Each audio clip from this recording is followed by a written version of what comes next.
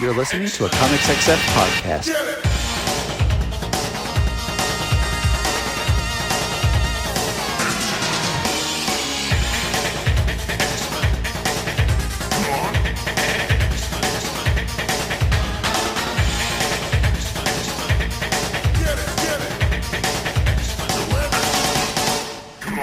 Hey everyone, and welcome to another exciting episode of Battle of the Atom. This is your weekly X-Men podcast where we rank every story from A to Z. And Adam, I'm done ranking. You're done ranking before I even introduced myself. I already introduced you, Adam. You're Adam. I'm the bad boy of X-Men podcasting. What do you mean Zach. you're done ranking? What does that mean? I'm taking our list. Yeah. We're on that road. We're on that road to 1,000 right now, right? 960, I think we're up to, right? Well, I'm taking it. And I am wiping the slate clean, buddy. Wait, did you just hit delete on the entire list? It's gone. It's gone. Oh my god. This is scary. Wow, I'm looking at a lot of empty cells right now, Zach. This is frightening. We got a whole Tablua Rasa situation going on here. You mean like the third episode of Lost? Yes. Yes, I do, Adam, because it's also the one thing that I think about when I hear that phrase, which is not just a phrase from Lost, but also that too. Yeah, and I think we were just talking about this before we started recording because we were like, "Oh right, Tabula Rasa, that's like a John Locke thing. That must be the John Locke we find out that he couldn't walk episode." Because we knew it was an early Lost episode. Yes, but it's not. It is the third episode where we learn that Kate is a criminal and that she was traveling with the U.S. Marshal. She had her slate wiped clean. Get it, guys? Yes, but that's not the Tabula Rasa that we're talking about this week, is it, Zach? It is not. We're talking about the Tabula Rasa that was created by philosopher John Locke, whose theory was that at birth, the human mind is a blank slate, so that all of your stuff is only formed by your experiences around you. It is nurture v nature. Yeah, I know that David Hume wrote about this as well, but I'm not clear what he added or subtracted from the philosophy. I thought there was a Tabula Rasa in the Marvel Universe, though. Am I not? Oh, yeah, that too. Yeah, sorry. Much like the rest of the Marvel Universe, I often forget about it. Yeah, that's okay. Yeah, I do remember way back when we talked about the Dark Angel saga, there was a Tabula Rasa that was formed after an apocalypse death seed? Okay, so you're going to have to go back to one of the earliest episodes of this podcast. It's in the first 6. Ooh, that's the bad recording times. Those are the first 20-some episodes. I am using not a good mic, and we also didn't know how to do podcasting. And then I stopped using the bad mic, and I got an average mic, I would like to call it. And then my average mic broke, and I got the bad mic back for a little while, somewhere around 75 to 100, I think. Mm-hmm, mm-hmm. Anyway, and then I've been using the average mic again because the good. Yeti Corporation fixed it. Yeah, we're good with these Yetis, man. Anyway, but no, to your point, Adam, it's from the Dark Angel saga, where a celestial death seed was planted in the ruins of a town in Montana that Apocalypse's son, genocide, destroyed. And then they planted the seed, and that was going to be, they also mixed the seed with the world. You know, the world from Grant Morrison? Yeah, the Phantom X world. The world. Well, they mixed all that together. Tabula Rasa is kind of like the world. Like time is sped up there. That's what it was. They used the world to speed up the evolution of that place, and now you have a hyper evolved plot of land in Montana.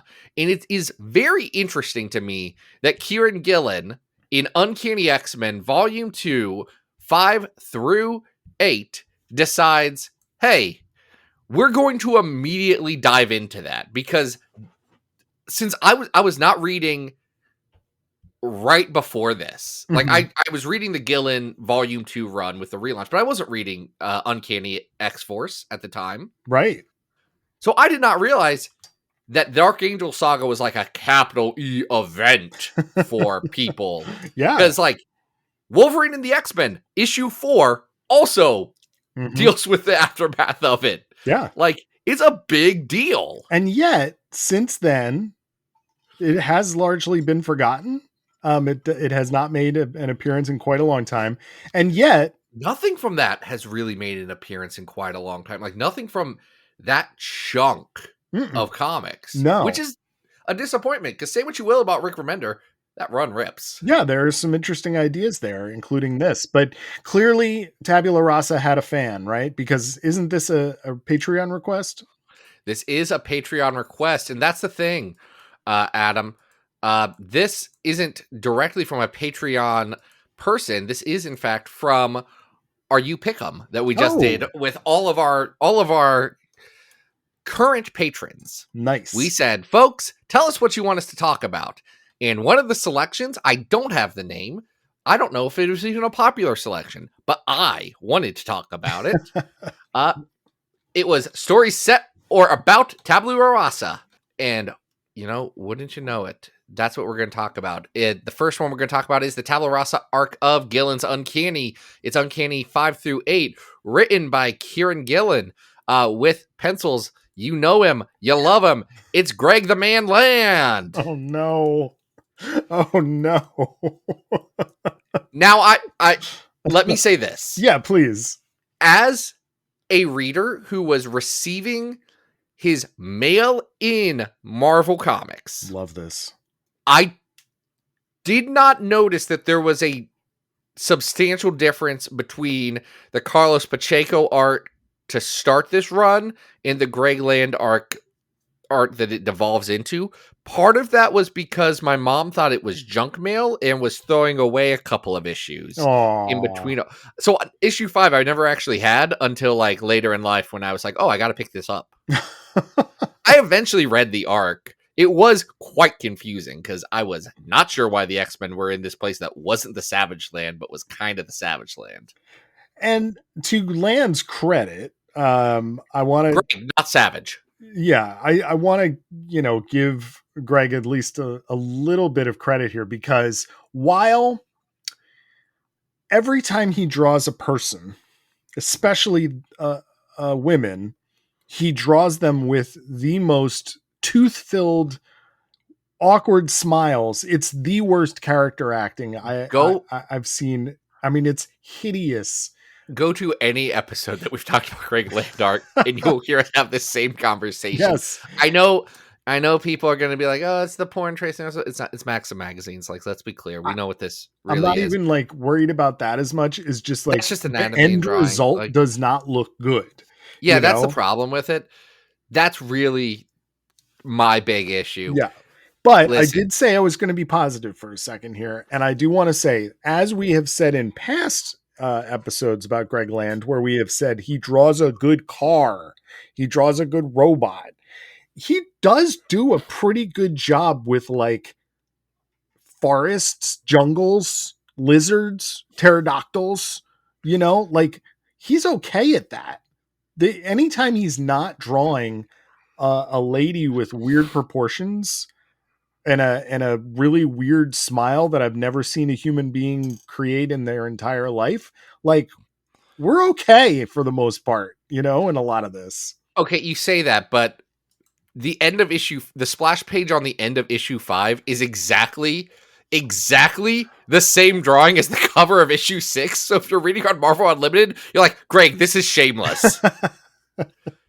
There's some reason this guy gets his deadlines. He hits them.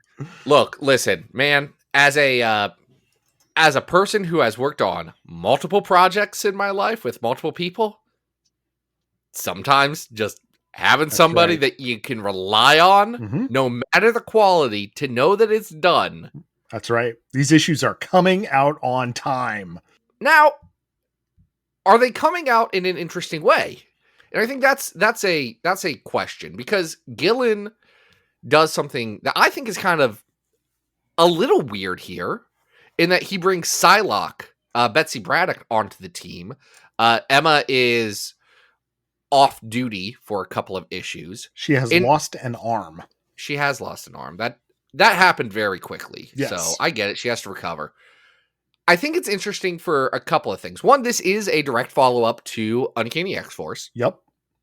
Uncanny X-Force, still an ongoing comic at the time, quite popular. Mhm. So she's now doing double duty because she'll be in Uncanny X-Men for in and out for the rest of the run. Mhm.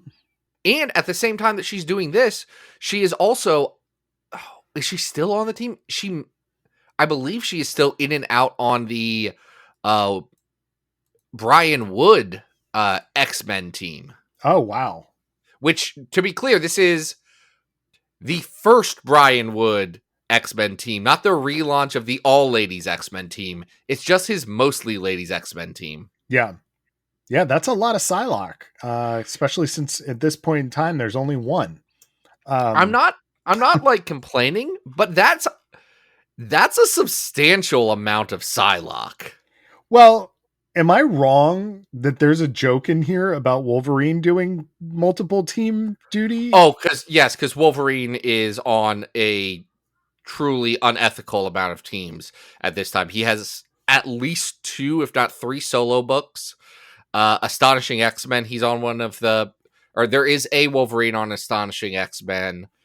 He's in Avengers, well, New Avengers. He's kind of everywhere. But I'm pretty sure Gillen writes a joke for Psylocke that's like, oh yeah, listen, if Wolverine can handle it, I can do it, and it's funny. That's what made me think. I was like, oh wait a minute. Yes, this is exactly that time. That's a lot of Psylocke. Yeah. Which she was having a moment. I will say, despite her being here, she only really has a minor story here, which is that she is still, Uncanny X-Force is still not public to the rest of the X-Men. So Magneto knows what's going on. He is willing to hide certain evidence of X-Force in this arc, and that is a subplot that's going on. But that is not the main story here. Because Magneto, in the one episode or one issue from around there that we have not actually talked about yet, there's an issue where Magneto's like, hey, Wolverine, I would like X-Force to kill this Nazi. Oh, right. Yeah. And he's like, I've killed plenty of Nazi in my day. Don't worry, I'm not missing out. It's just like this one. I don't want to kill him. I want to know that he's dead. Yeah. Which is an interesting nuance for Magneto.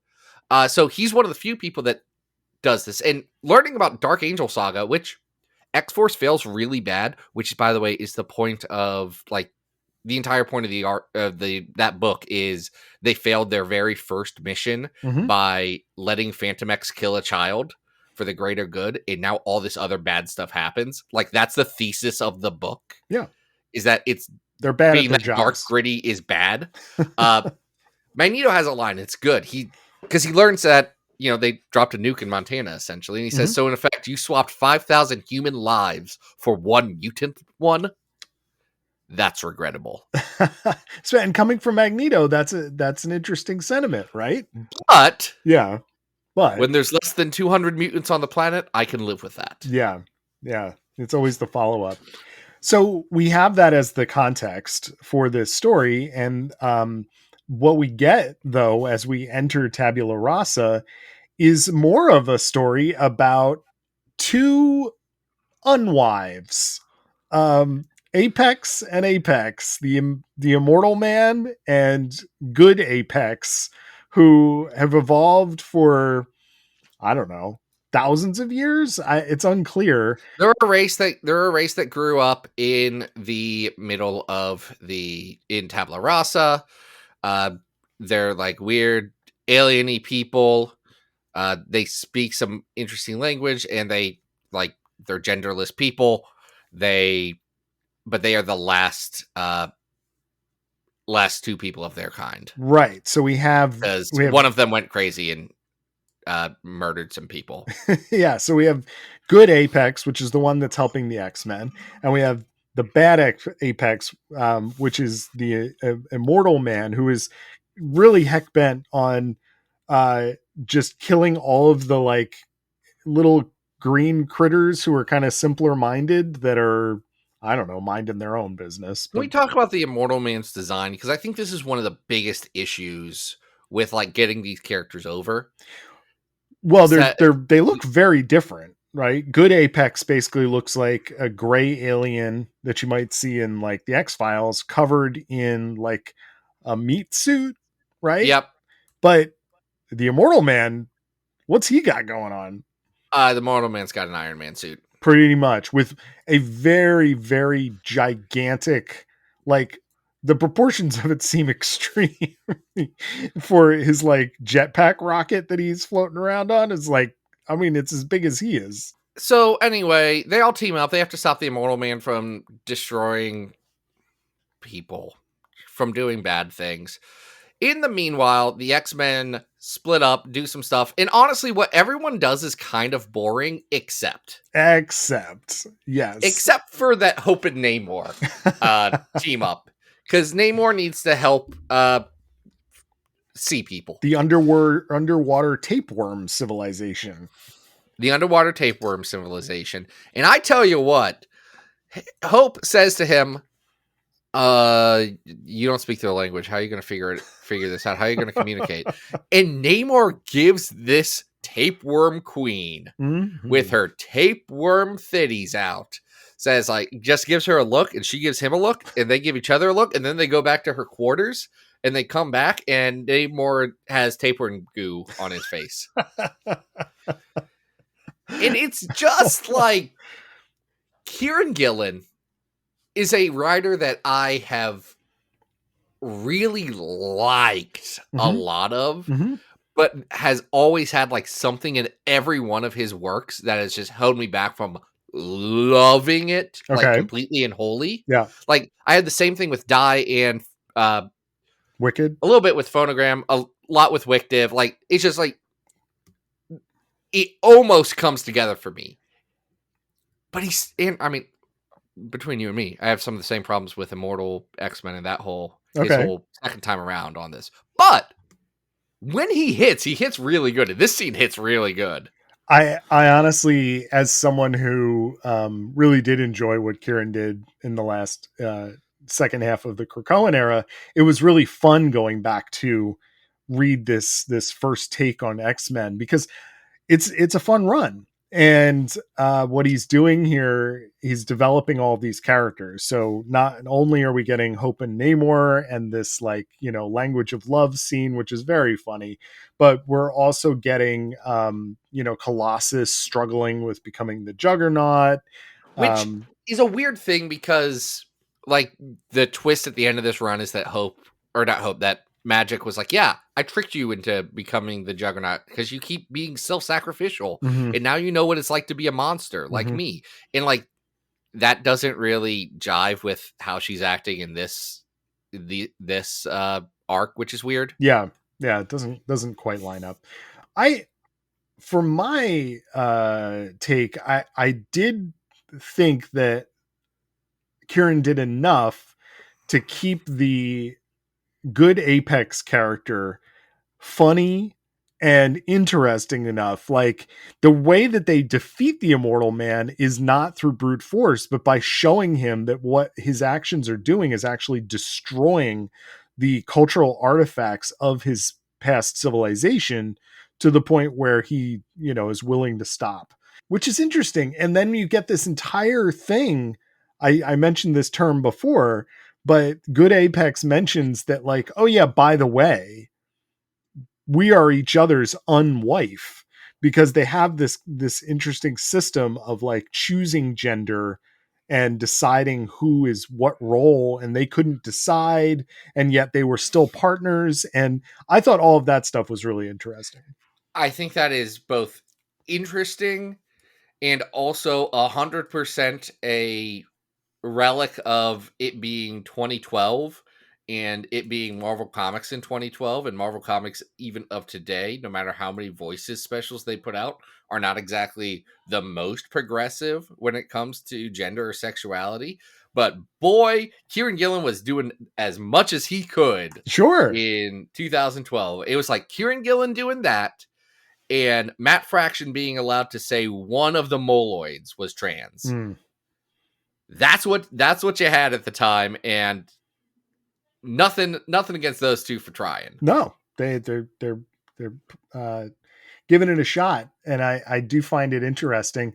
Uh, Overall, especially with Land's artwork, this isn't like the best thing ever. Land really This is is not very holding. good is the problem. Well, I don't mind the story, and I think in a different I artist's hands, it would be a lot better. But Land really holds it back when you're getting these. There's a really bad splash page, I think, in like the third or fourth issue, where Storm looks like he's kind of taken her in Photoshop and used the transform function to smush her. So she's like weirdly, and then like the Impossible Man's head is like just kind of floating there in the background. Like some really bad compositions in this. There is a lot of really bad in this composition in arc. this, and that hurts it. Yeah. I struggled with this arc, and part of this may just be remembering when I first read it and be like, maybe I don't like this, but they're saying this AVX is coming around the corner, so I think things are going to be looking up. Yeah, let's stick with this for a little bit. Hold on, because the AVX stuff actually ended up being pretty decent for that. I think I said this in the AVX episode. I didn't actually read AVX proper for a while. I did read the X-Men tie-ins, and I was like, I got the gist. Yeah, you get the idea. Lots of fist fights. All right, so Zach, I know we erased the entire list at the beginning of the episode. That was a bit. It Everyone does look like you've hit Control Z, and we're back to 960 stories on this big old list. Yeah, that's the thing, because we have a big old list. We're on the road to 1,000. Whoa! We have to figure out what we're going to do for Story 1,000, because it needs to be something special. Yeah. Probably involving Greg Land art. Who's to say? But how much do you think a Greg Land commission would be if we just send Greg Land a picture of us? Be like, hey, Greg, can you just doodle this real quick? Zach, I don't know. I mean, I was saving all my money to buy Youngblood, and yet Youngblood seems to have been purchased back out of the No, it's not purchased back. I read that press release. It is not purchased back. The Rob, this is my favorite part. No, the Rob does not own it. No, the Rob is just working with more people Yeah. on this thing that he sold when he needed some money and now desperately wants back, but will never be able to get back. It's honestly a little sad. But someone did buy it from Andrew Rev at Terrific, which means we did miss our opportunity to... We missed our opportunity to buy Youngblood, a comic I have not read. I don't know if people understand this bit. I've not read almost any Youngblood. I just liked the idea of being like, oh, we could do something with Youngblood. Badrock's cool. I don't know what we were just talking about that led to that. I'm sorry. Oh, right. A Greg Land commission. I don't know. I guess we'll find out. I was scared to talk to Greg Land once at a convention. And after that, I just feel like I should never even try and talk to him again. I feel like that's right. Yeah. No shame. So what about this list? Well, this list has what I would call a lot of shame on it. Number 1 on the list is House of X Powers of 10. Number 300 is Amazing Spider-Man, Nothing Can Stop the Juggernaut. Number 600 is the Jim Lee Mojo arc. Number 900 is Uncanny X-Men Sacred Vows. That's Polaris' wedding. That's right. It doesn't go well. No. And the worst X-Men story of all time is not Polaris' wedding. It is 2099 World of Tomorrow. Oof. Adam... Hi. All of the Gillen Uncanny that we have on the list thus far is in the 200s. Well, no, because all of the volume 2 is within the 200s. What is the World War not the World War Hulk, the Fear Itself? Oh. Fear Itself is lower, I'm sure. Fear Itself is at 348. Yeah, I think that's more appropriate in placement for this particular story. Is probably. It's worse than that. Where is 539? Because that is the break. We've done the Return to Breakworld stuff, haven't we? Yeah, but where is it? I mean, I don't know. Which issue are you looking for? I'm looking for the first arc of Kieran Gillen, which is when they return. When Breakworld comes back. Yeah. Hold on. Breaking Point. That's what it is. It's at 501. This is worse than Breaking Point. Okay. Oh, see, I was there on the list anyway. Yeah, that's shocking how we got there. Yeah, we're in the right era though. I like what's it 600 now? We just said it. The Jim Lee There's Jim Lee Mojo Mojo. arc. This is probably better than that, like writing wise. Maybe, Yeah. but like, no, it's not though. Hold on, no, because that has Jim Lee art and then has Mark Teixeira art. So no, Okay. no, this is below that. I'm drawing a line in the ding dang sand. Well, I'm working my way down then. So now we're in the 600s. Is this better or worse than Shattershot? This is better than Shattershot, don't you think? How is Shattershot near the halfway point on our list? How is 630? How is 631 anywhere near the halfway point on our list at this point? Because we're on the road. I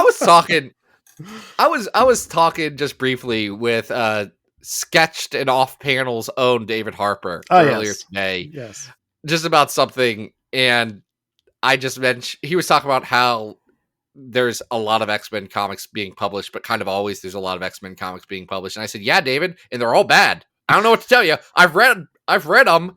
I'm ranking them, and it makes me depressed every time I look at the list and find where's the last like comic that I would be excited to go back and reread because I enjoyed it. This is our burden, Zach.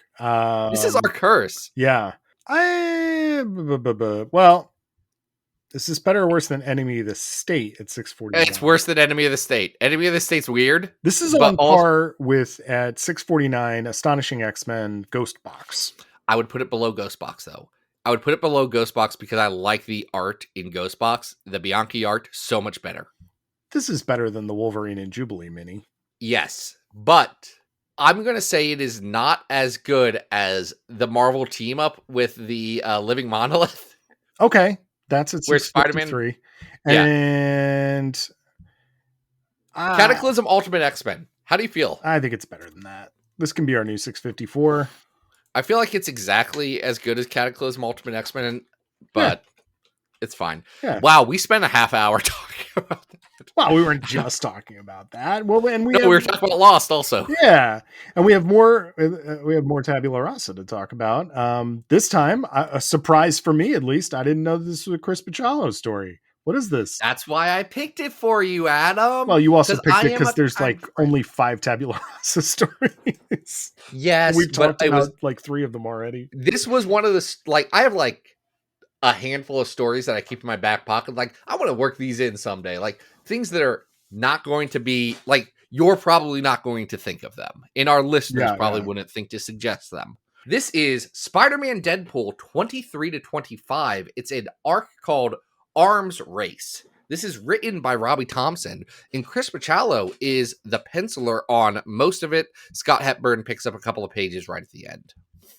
This is, Adam, a time that we all remember well in Marvel Comics. This is Marvel Legacy. Yes. We all remember how good Marvel Legacy was, right? Yeah, all those legacy numbers, and they had the corner, like a little bit of corner art, I believe, too. Yeah. They brought everything back to basics. They brought back the legacy numbering, because that's what changes how good a comic is if it got a big number up front. If it has a big number, it's good. Well, sure. So Spidey and Deadpool have teamed up here, and Deadpool has his own fun team of weirdos that he's hanging out with, and he's scheming because there's a character. This is just to be clear, a new team of weirdos. Oh yeah, for him, I believe, because Robbie Thompson was not writing this book previously. This was originally a Joe Kelly book. Oh, interesting. It was Joe Kelly, and who was doing the art on this? It was somebody like what's his name? Friggin' he big. He big. Not Nick Dragata with his big Batman. People made fun of Big Batman. I made fun of it the first time I saw it, and then I was like, actually, wait, Big Batman is good. I read it last night, and I was like, this is kind of fun. I haven't read the comic. It's a Nick Dragata comic, so it looks great, I'm sure. You should take a look. It's pretty great. Batman being big is good. No, I was trying to think of Ed McGuinness. Oh, because you understand why I was trying to think of like, oh yeah, he draw something big. It's a big man. Who draws big man? Ed McGuinness. Every superhero artist. Anyway. Okay, yes, but Ed McGuinness also, like, he inflates his men. Sure. Anyway, this says Deadpool has a team called Deadpool Inc., which is his new team that is not the Mercs for Money. This is after in Deadpool. Adam, do you know when this is happening in Deadpool continuity? Man, I Just have to be clear. no idea. So in Jerry Duggan's Deadpool run, Yeah, Deadpool becomes the most popular superhero in the world. He joins the Avengers. love it. For Uncanny Avengers. That's exactly then. He starts the Mercs for Money at that time, which Marvel tried to make a thing. And most of those books weren't good at all. Though, oddly enough, the Fool Killer book, I really liked. The Fool Killer book by Max Bemis. Doesn't matter. It was just weird that they were trying to do that. And the Inhumans and the friggin' they're fake DC. Oh, You know who I'm talking. Hyperion and all those guys. Yeah, those people. Just Squadron Supreme. The Squadron Supreme. They're trying to do all those those as solo series at the same time. It was a weird choice for them. Anyway, then Deadpool got told by Captain America that he needed to kill, what's his name? Phil Coulson. Phil Coulson, yes, from Clark Gregg from TV's Agents of S.H.I.E.L.D. Yep. And he shot him in the head. And then, oops, it was Nazi Captain America. And that kind of broke Deadpool a little bit, that Captain America told him to do something bad. So he just decided, screw it, I'm going to be evil. So now he started a new organization called Deadpool Inc., which is his new mercenary service, which has what I can only assume is all of the characters that Robbie Thompson promised himself that one day he would write. And I want to say, love that for him. Including everybody's favorite Marvel Snap discard character, Hellcow. Is Hellcow having a moment in Marvel Snap? I dropped Marvel Snap like a year ago. Oh, I mean, Hellcow still has a regular appearance in a lot of discard decks on Marvel Snap. So I don't remember Hellcow having a card. Love this for Hellcow. Yeah. We also have Screwball and Branch and Clay Quartermain. And okay, Clay Quartermain's funny because Clay Quartermain is mixed with the Swamp from Man-Thing. Yeah, it's pretty great. That's great. And we also have the Manphibian, and then we also have two Killer Sharks, Bruce and Deborah. I like Bruce and Deborah. Oh, great! I know that they're just there to be goofy. That's fine. But they're fun. They talk about Lost. They do. Because Spider-Man doesn't like Deadpool right now because, again, Deadpool shot a man in the face who was everybody's friend. Yes. Spider-Man is committed to bringing Deadpool to justice. At the same time, oops, something's going on with some S.H.I.E.L.D. base. Where? In Tablua Rasa. Well, they've commandeered a S.H.I.E.L.D. helicarrier, and it does look like a Deadpool has invaded Tabula Rasa, which has a big bubble around it now to keep the critters inside. Yeah. But turns out that is not Deadpool. So the real Deadpool and Spider-Man go in after them and get into all kind of hijinks, including running into another Chris Bachalo creation. They run into Husk. I love that Robbie Thompson was like, Chris, what do you want to draw? Yeah. Hey, what do you want like, to draw?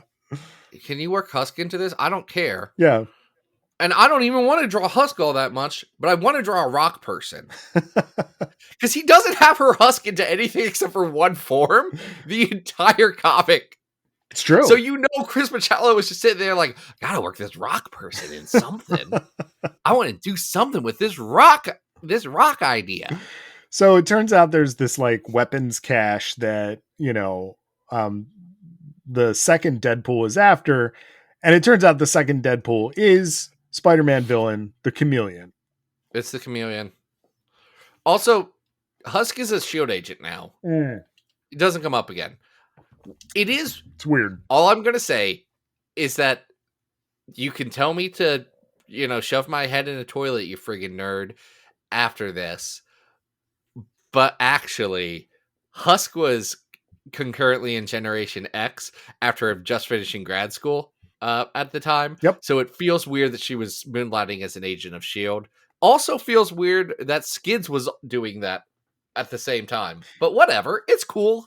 Look, I mean, it was clearly just what Chris wanted to draw. So I'm not standing in Chris Bachalo's way. No. You have to you have to understand that, Adam. I'm not getting between him and his wants and desires. No. So, we're getting into these hijinks and, battling, I don't know, like pumpkins that are eating people and all kinds of fun stuff. Chris does draw one of the weird birds that he previously drew the last time they went to Tabula Rasa in the Bendis run. Yep. And Husk is riding one. It's a chocobo. It's a chocobo from Final Fantasy is what he drew. They're great. They're like emus with like elephant tusks or something. Has Chris Pachalo drawn Cloud Strife? I'm sure he has. If he hasn't, he should. Oh, that would be a fun commission. That'd be great. He drew Chewbacca the other day. Did you see that? I did see the Chewbacca. Instagram? That was a good Chewbacca. That looked great. I am not seeing a Chris Pachalo Cloud Strife. I don't know. I'm not looking all that hard, but I feel like I don't think it's a crime to say I bet Chris Pachalo would draw really good Final Fantasy characters. I'm sure. Well, unfortunately, for all of us, Chris doesn't. They clearly could have delayed the release of issue 25, but I guess it was because it was issue 25 that they decided to have Chris do the first half of the issue and then have Scott Hepburn do the second half. And it's not that Scott Hepburn does a bad job. He does a fine job. It's just he's not Chris. So he's not Chris. He is trying to be Chris, though. It's interesting. He is trying to fit. Yeah, and Chris O'Halloran, I believe, does the colors and is trying to match, like, because Chris Bachalo is also Bachalo is doing some of his own colors too, and I think they're matching each other well. So at least that works. The problem with this arc is that it ends kind of boringly. Yeah, like it just is over, and it's like we'll see what happens in the future. Mm-hmm. It's like I don't know what happens in the future. Well, Deadpool does manage to complete his heist and get the stuff out of Tabula Rasa, and that's just kind of how it ends, and it's a fun artist showcase for Chris Pachalo, but at the same time, because he doesn't get to finish that third issue, it's a bit of a letdown. It is a bit of a letdown. But the story's a bit of a nothing burger, there are some funny one-liners here and there. Robbie Thompson's not a bad writer. He was just never one that blew me away with anything. Yeah, but he did. He did a Spider-Man book that people liked. Okay. It was like a kid Spidey. Yeah. Like a high school age Spidey. But beyond that, I don't. Yeah. I don't know nothing that Robbie Thompson did that I'm like, yeah. Oh, no. People really do like a Doctor Strange book he did. That's right. Oh.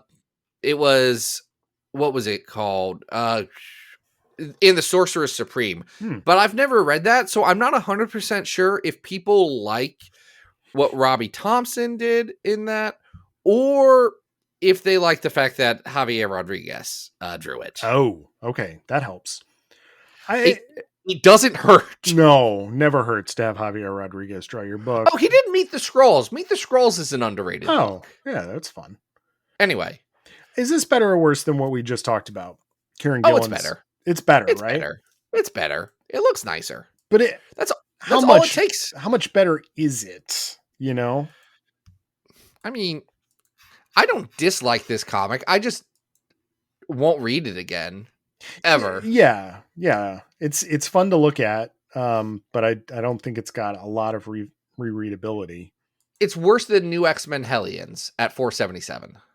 Oh, I was going to go lower than that. I agree. I will also go lower. That's just the first one I looked at and said, yeah, that's worse than that. Yeah, I think we're probably in the 500. Yeah, 499 is Deadpool Volume 2. This is worse than Deadpool Volume 2. Yeah. Like at 540, we have the Sisterhood of the...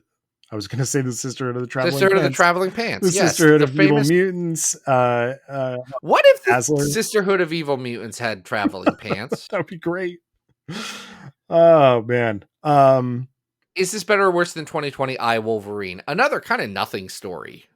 Oh, I don't know. I think I like I, Wolverine better. That Larry Hama book was fun. It kind of is. I also think Weapons of Mutant Destruction is probably better. I would agree. This is probably better than Chaos War X-Men, Dead X-Men. Yeah, but I don't know. Is it better or worse than the first 3 issues of Mutant X? I don't know if it is. I friggin' hate Mutant X. Okay, then we can put it above that. Mutant X is not an enjoyable read, even when it's insane. Yeah. All right, so this is our new 554? 554. But, buddy, we've got one more. And oops, we kind of ran out of any story that materially takes place in Tabula Rasa. You proposed one story that has about 4 pages in Tabula Rasa, and I was like, I don't want to talk about AVX. No. So we went with a Weirdworld story here, folks. And please you remember Weirdworld, Adam? I don't. I know of its existence, and I've read several stories that take place in it, but Oh wait, you actually haven't? Okay, so this is a Jason Aaron thing, right? Yeah. So it's a throwback thing. So there was originally a Weirdworld that was an island in like Marvel Super Action #1. Okay, but it like wasn't much of anything. Mm-hmm. Like just a great name. It was a great name, and they did like a handful of there are 23 appearances of it originally, but it's like a fantasy world. Okay, they're doing a fantasy story there. Yeah. So you had a handful of things in like Epic Illustrated did an arc there. Okay, like, that's what it was.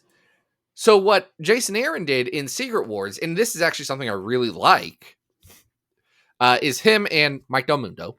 So again, great. Hard to go wrong with Mike Del Mundo. Yeah. They decide, let's just do whatever dumb Conan thing we want to do here. And they said, let's do it with Archon the Magnificent. And it was really cool. If you haven't read it, it's good. And actually, I think there was a follow-up Weirdworld series afterwards that was done by, I want to say, Sam Humphries. Oh, okay.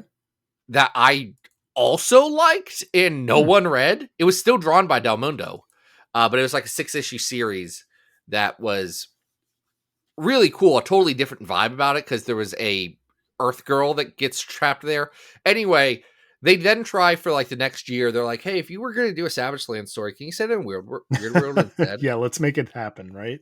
Let's make Weirdworld happen. And we couldn't get it over, which that makes me sad. But darn it, Jeff Lemire, who took the ball that Rick Remender deflated and left on the X-Men's lawn and said, I don't want to play with you anymore.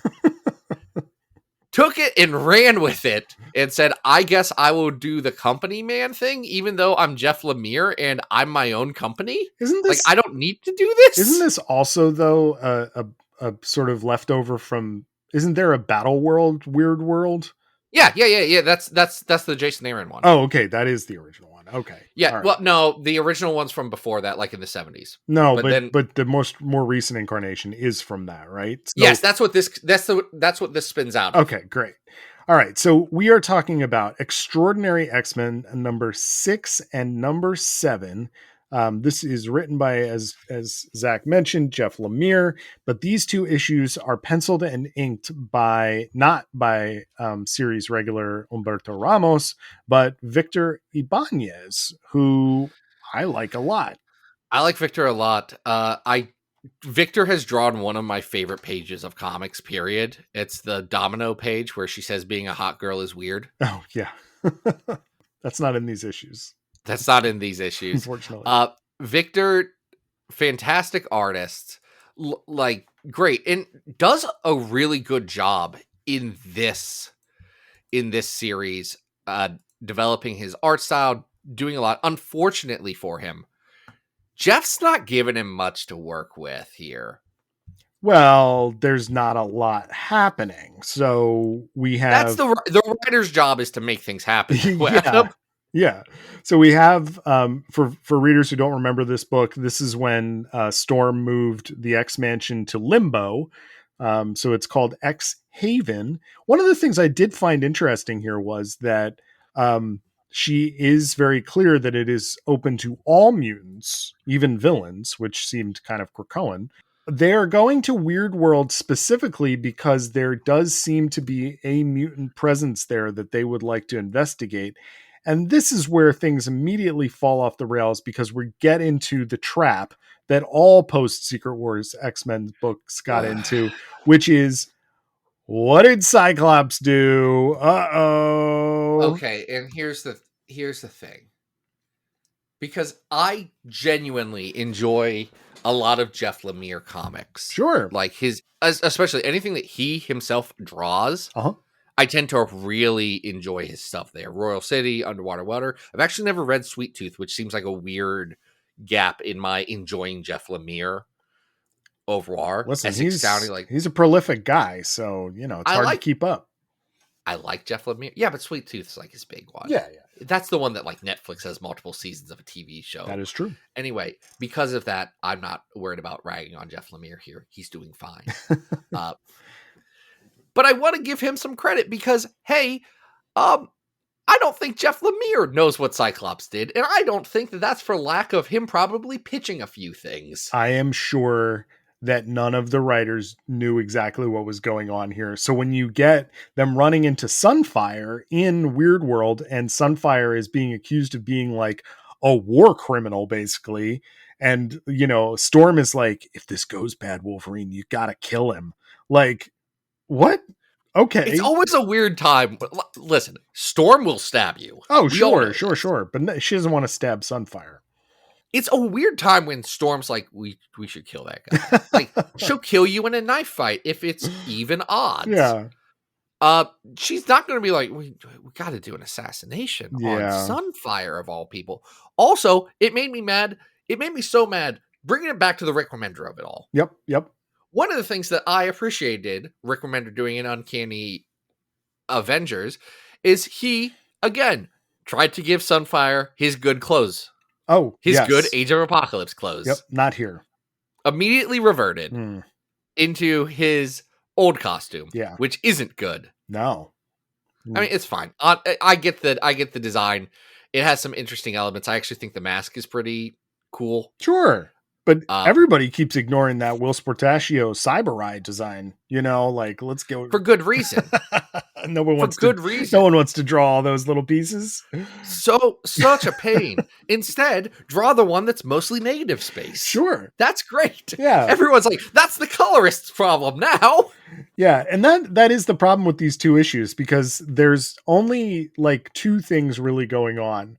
One is that in flashbacks, we are learning a little bit more about what's going on with Limbo and the character called Sapna, which Lemire clearly cares about. And I don't think readers did, or editorial, because she's still trapped inside Magic Sword and no one cares.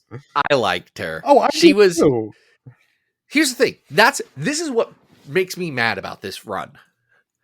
There's stuff like the Sapna stuff that we've talked about on this podcast. Like, actually, that's kind of hitting, Jeff. Yeah. You're doing a pretty good job with this one. You can tell he cares about that, There's stuff like Glob Herman having this weird background crush on Jean Grey and like all of the kids around it. Like, he's telling a fun story there. He's even if I don't think he executes this as well, he is giving like layers of character dynamics between like Forge pining for Storm and yet still having resentment over how things went in the 90s. Like, I think that works. But then also you get stuff where they're like, we all know what Cyclops did. We all know. And they emphasize so much to the reader that we all know what's going on, but then we don't. Or then he does his Nightcrawler, who truly... Can we talk about this? This Nightcrawler is abysmal. This is worst. This is one of the worst Nightcrawler. One design, Umberto Ramos struck out on this one, giving him chainmail like he's a crusader. Yeah, he looks like he's going to the Ren Fair, and he's lost his tail.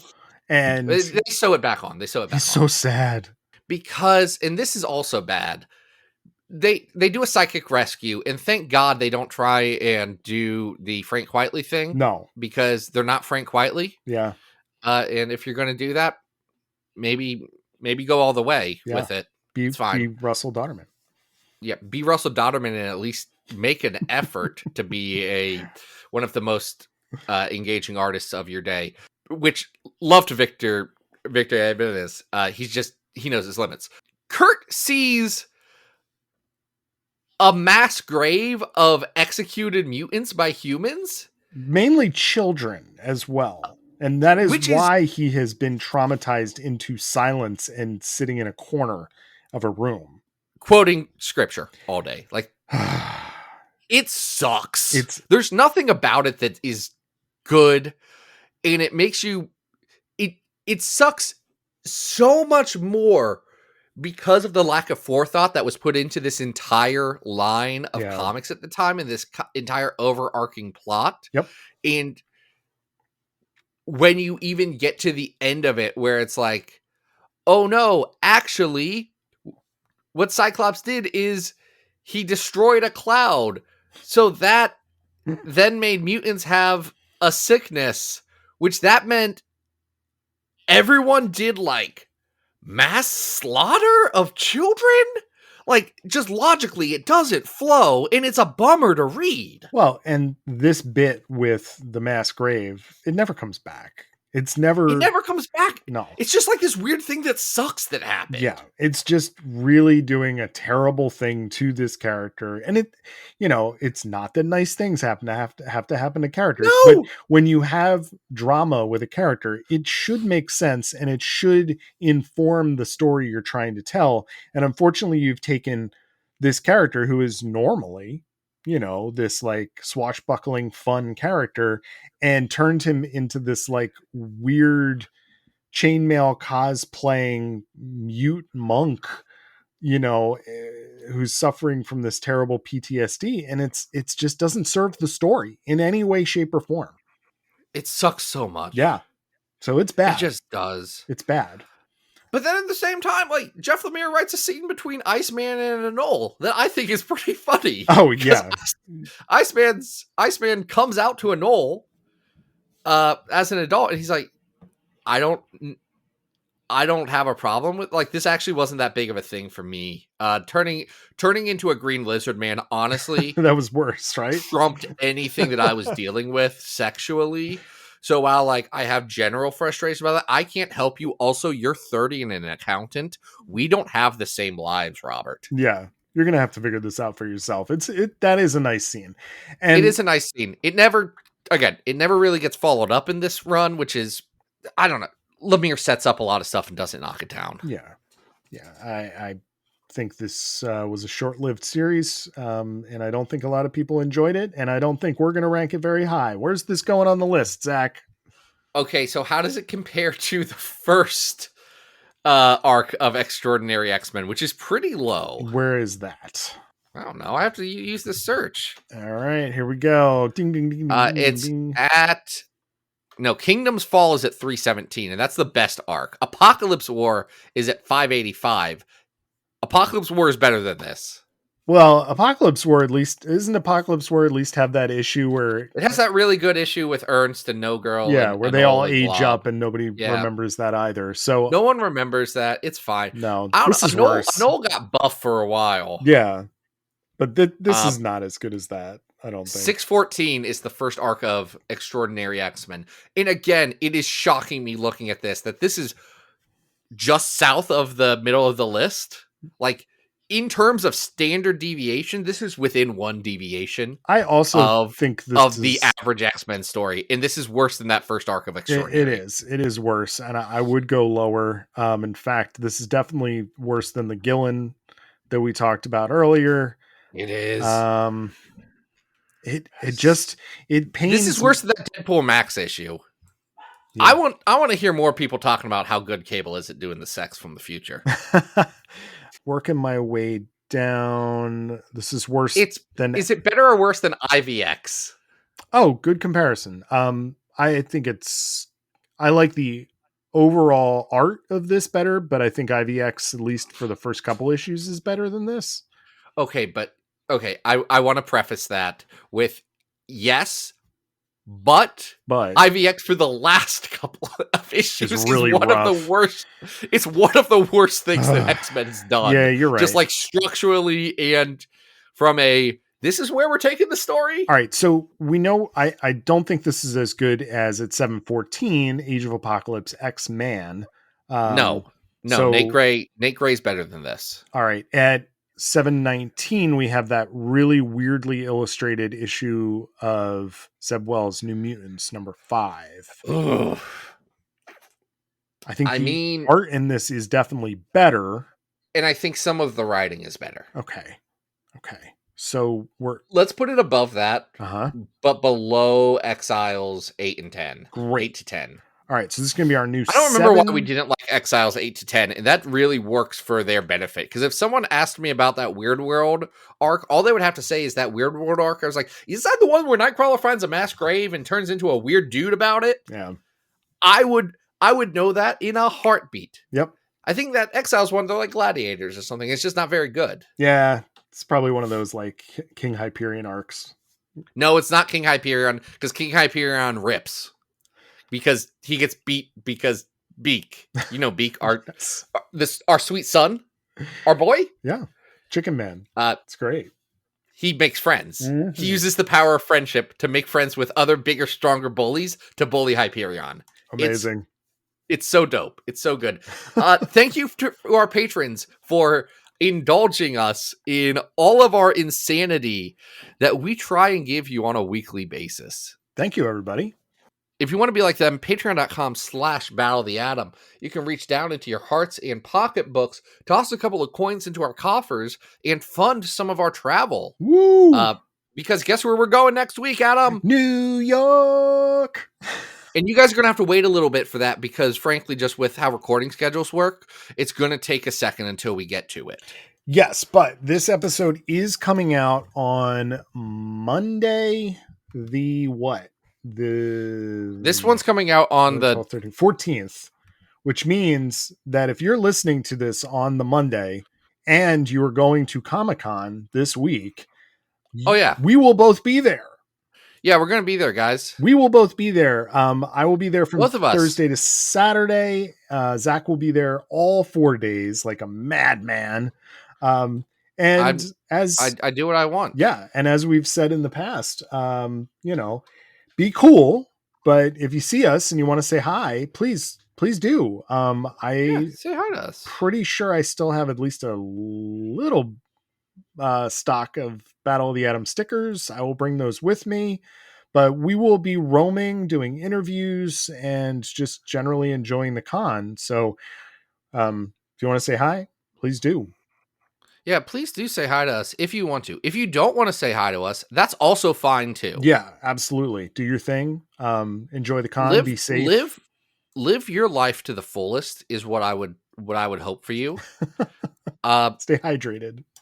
Stay hydrated. I might be wearing a suit one day. Who knows? I have to come straight from a work meet. I'm presenting. That's right. I have to look nice. That's right. People are going to be like, Zach, are you in cosplay or something? I'm like, as an adult who they trust with several dollars. I am your head of sales. I am a regional sales manager, not a head of sales. That's not the point. You know what I mean? That you're cosplaying as that.